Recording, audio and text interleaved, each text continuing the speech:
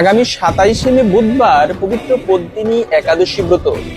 সব থেকে শ্রেষ্ঠ এই ব্রত, কেননা পুরুষোত্তম মাস সবসময় আসে না। 3 বছর পর পরে একটা পুরুষোত্তম মাস আসে, আর এই পুরুষোত্তম মাসে একটা একাদশী ব্রত পালন করলে সহস্র একাদশী ব্রত পালনের সমান ফল লাভ হয়। বিশেষ করে এই পদ্মিনী একাদশী ব্রত সব থেকে মাহাত্ম্যপূর্ণ। যারা এই ব্রত পালন করবে তারা সুপুত্র প্রাপ্ত হবে এবং অন্তিমে বৈকুণ্ঠলোক পরম পদ লাভ করবে। এটা আমার কথা নয়, এই ব্রত মাহাত্ম্যে বর্ণনা করা আছে। ত্রিভুবনজয়ী রাবণকে দেবতারা পর্যন্ত পরাজিত করতে পারত না, কিন্তু একবার কার্তবীর্য নামে একজন রাজা তাকে পরাজিত করেছিল। এবং পুলস্ত্য মুনি তখন সেই কার্তবীর্যকে বলল, তুমি এই রাবণকে ছেড়ে দাও। সেই পুলস্ত্য মুনির উপদেশ শুনে কার্তবীর্য রাবণকে ছেড়ে দিয়েছিল, কিন্তু কারাগার থেকে মুক্ত করেছিল। নারদ মুনি তখন পুলস্ত্য মুনিকে বললেন যে কার্তবীর্যের মতো একজন রাজা কি করে রাবণকে পরাজিত করতে পারে, যেখানে দেবতারা পর্যন্ত রাবণের সাথে যুদ্ধে পারে না। তখন পুলস্ত্য মুনি বলল, এই পুত্র সাধারণ কোনো রাজা নয়, এই রাজা।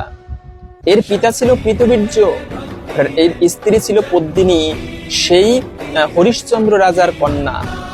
এরা কি করেছে, এই পদ্মিনী একাদশী ব্রত পালন করে সুপুত্র লাভের জন্য ভগবানের কাছে প্রার্থনা করেছিল, যাকে কোনো দেবতা মনুষ্য কেউ তাকে পরাজিত করতে পারবে না, তাদের পুত্রকে। এবং সেই বর অনুসারে সেই একাদশী ব্রতের পুণ্য বলে এই পুত্র তিনি জন্মগ্রহণ করেছেন। এজন্য যারা তারা সুপুত্র প্রাপ্ত হতে চান, এই ব্রত পালন করে ভগবানের কাছে প্রার্থনা করতে পারেন, ভগবানের কৃপায় তাও পূর্ণ হবে। তো ব্রত তো আগামী 27শে মে বুধবারে পালন করতে হবে পরদিন সকাল 5:11 থেকে 8:29 মধ্যে।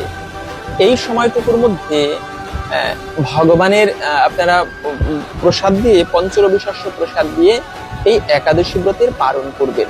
তো অবশ্যই ভালো লেগে থাকলে শেয়ার করে অপরকেও জানিয়ে দিন, যেন আমরা একাদশী ব্রত প্রসঙ্গে জেনে উৎসাহী হই পালন করতে।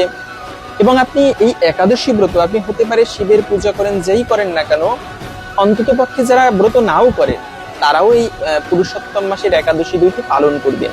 ফলো করে আমাদের সাথে যুক্ত থাকতে পারেন। হরে কৃষ্ণ।